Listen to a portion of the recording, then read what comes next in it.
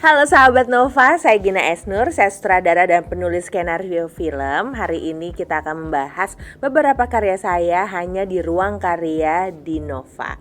Ayo kita bahas. Waktu saya itu nulisnya pas awal 20, tapi karakternya sendiri usia 25-an, 26. Terus semua persamaannya adalah stuck sama mantan pacarnya. By that time saya juga pernah stuck sama mantan pacar. Begitu juga Angga gitu. Jadi kayak apakah ini cerita based on true events? Yes.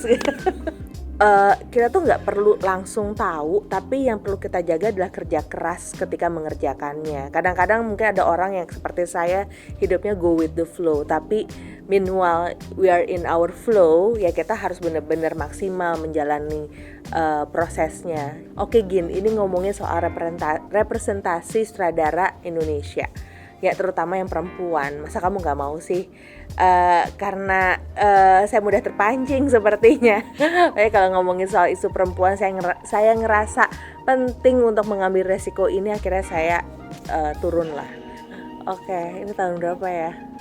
Oke, ini foto pertama adalah foto kotak dan jendela. Nih bener-bener film pertama saya. Jadi sebelumnya saya sama Angga itu udah kenal dari SMA, udah bikin film pendek. Terus kemudian dalam perjalanannya akhirnya ketemu Salman Aristo yang sekarang jadi suami saya. Terus kami gitu, saya sama Angga tuh bikin film pendek. Terus lama-lama pede untuk bikin foto kotak dan jendela, sebuah film indie. Salman Aristo sama Angga yang jadi produsernya, saya jadi penulis skenarionya. Dan akhirnya kita mengetuk-ngetuk hati nurani beberapa studio dan akhirnya dapat sekitar 300 juta untuk bikin filmnya. Terus untuk gimana balikin dananya, kita bikin pemutaran keliling ke kampus, ke universitas dan lain-lain. Jadi alhamdulillah ada 3 aktor, Christian Sugiono karena temannya Aris, Vino kayak temannya Aris, Dinar karena teman kita semua ini mau untuk main film ini gitu. Dan ada banyak banget pemain-pemain lain, juga ada kru-kru yang memulai karirnya dari sini dan juga yang pada saat itu udah jadi kru senior mau banget bantuin. Alhamdulillah ada Kang Kesa, terus ada Pak Eros gitu. Dan sampai sekarang sih bersyukur banget ada foto kotak dan jendela. Oke, jadi foto kotak dan jendela ini sebenarnya kisah dari persahabatan para teman-teman kuliah gitulah. Waktu saya itu nulisnya pas awal 20, tapi karakternya sendiri usia 25-an, 26. Terus semua persamaannya adalah stuck sama mantan pacarnya. By that time saya juga pernah stuck sama mantan pacar. Begitu juga Angga gitu. Jadi kayak apakah ini cerita based on true events? Yes. Tapi maksudnya gak bener-bener plek-plekan gitu. Tapi menarik banget karena dari perjalanan itu pertama punya keberanian untuk gak semua hal yang terjadi sama kita itu tuh perlu dituliskan begitu aja, tapi harus diolah lagi. Dan saya inget banget tantangan pertama dari film ini, saya sebagai penulis skenario, adalah ketika ngobrol sama seorang filmmaker. Terus dia nanya, emang umur kalian berapa? Kayak 20-an awal. Emang kalian ngerti nulis cerita untuk karakter umur 26 tahun? Itu beda loh. Terus yang saya diem, saya mikir, kan saya nonton ada orang dikejar-kejar dinosaurus, kan dia juga belum pernah dikejar dinosaurus ya, jadi kayak nggak ada bedanya. Tapi padahal that's the beauty of filmmaking gitu, kita bisa jadi siapapun apalagi sebagai penulis. Yes, ya in a way iya, tapi walaupun tidak diputar di bioskop, diputarnya di proyektor, di auditorium hall, terus kemudian ruangan meeting kampus, di tempat pemutaran indie gitu. Tapi yang paling spesial adalah karena pemutarannya indie, jadi saya sama teman-teman tuh ketemu sama para penonton langsung. Pengalaman yang amat sangat penting karena diskusi, terus kemudian mengenali siapa mereka, menghargai penonton, itu adalah fondasi kuat untuk para filmmaker gitu sih. nggak ada triggernya, kecebur aja. Saya harap, selalu berharap dengan pertanyaan ini kayak ada jawaban yang saya ingin dari kecil, nggak juga sih gitu. Bahkan karena ini menarik ya, film adalah passion saya, tapi pekerjaannya tuh belum tentu sesuatu yang passion utama gitu. Kayak mungkin karena masalah ketakutan, mungkin karena belum familiar. Tapi ini menunjukkan buat teman-teman yang mau masuk ke dunia dengan so-called passion gitu, kita tuh nggak perlu langsung tahu, tapi yang perlu kita jaga adalah kerja keras ketika mengerjakannya. Kadang-kadang mungkin ada orang yang seperti saya, hidupnya go with the flow, tapi meanwhile we are in our flow, ya kita harus benar-benar maksimal menjalani prosesnya hingga kita bisa menemukan bakat terbaik kita, skill kita yang maksimal, dan yang paling penting adalah kita menemukan tujuan dari makna kita gitu. Ini ada 2 garis biru. Hah?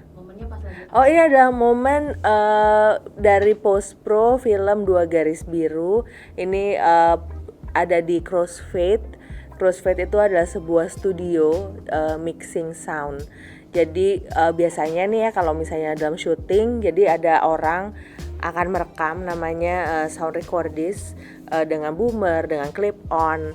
Terus kemudian nanti sumber-sumber suara itu akan digabung, akan ditambahin visual effect, akan ditambahin apalagi ya, misalnya ada suara dialognya dibersihkan kalau ada noise, itu tuh di sebuah studio bersama sound designer. Dan kemudian proses sound desainnya dilakukan di Crossfade, dan sound designernya adalah Mas Doyok dan Mbak Eva.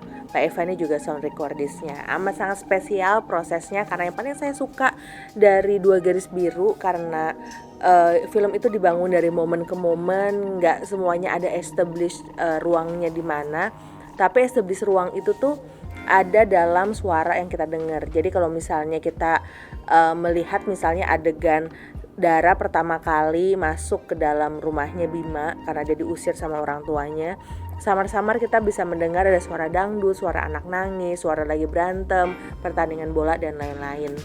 Kalau dalam film, semakin meyakinkan suaranya, soundnya, sebenarnya tuh makin penonton merasa valid, walaupun kadang-kadang gambarnya nggak gitu spesial, cuman karena sound itu tuh kan masuknya tuh under conscious kita gitu, nggak bener-bener nyata di depan kita. Nah itu kadang-kadang suka taken for granted gitu sih. Kalau saya sih sebenarnya sebagai seorang sutradara juga kecebur. Lagi-lagi saya berharap ada jawaban yang begitu wah gila fantastis gitu, enggak. Jadi saya selalu berpikir kalau saya akan jadi penulis skenario. Kalau saya memilih jadi produser tuh pilihan, karena kayak produser kemudian penulis skenario tuh kayak rasa dekat sekali. Tapi sutradara ini sebenarnya ditawarin sama Pak Parwes. Jadi ketika saya bingung nih, 2 garis biru siapa yang ngedirect, sedangkan Pak Parwes enggak, nih harus perempuan. Akhirnya ketika dia bilang oke, sutradara perempuan, yang saya lakukan adalah saya mencari nama-nama sutradara untuk diserahkan ke Pak Parwes. Tapi Pak Parwes nggak mau, dan saya terus menolak sampai Pak Parwes bilang, oke Gin, ini ngomongin soal representasi sutradara Indonesia, ya terutama yang perempuan. Masa kamu nggak mau sih?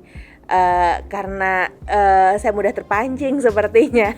Jadi kalau ngomongin soal isu perempuan, saya ngerasa penting untuk mengambil resiko ini. Akhirnya saya turun lah.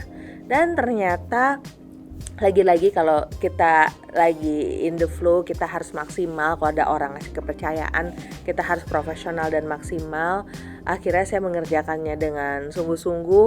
Satu sisi karena film pertama juga lebih berani untuk ngambil resiko. Jadi kalau jelek juga mau ngapain. Tapi itu sih yang ternyata yang harus terus dijaga, keberanian untuk terus having fun, ngambil resiko, mencari sesuatu yang baru. Itu yang paling saya jatuh cinta jadi seorang sutradara. Kalau jadi box office, karena alhamdulillah bukan box office pertama saya gitu, sebenarnya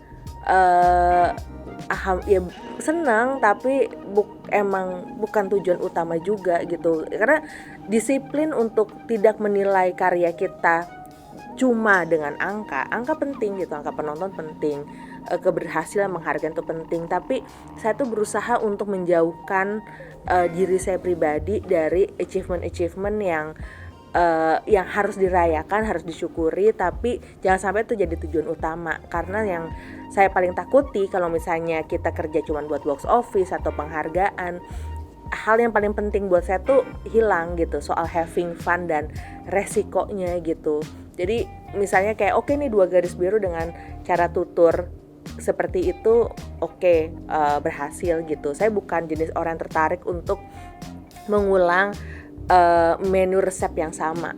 Jadi akhirnya ketika cinta pertama, kedua, ketiga mencoba untuk mengeksplorasi yang lain. Mungkin kadang berhasil, kadang gagal, tapi ya kalau berenang harus senang-senang.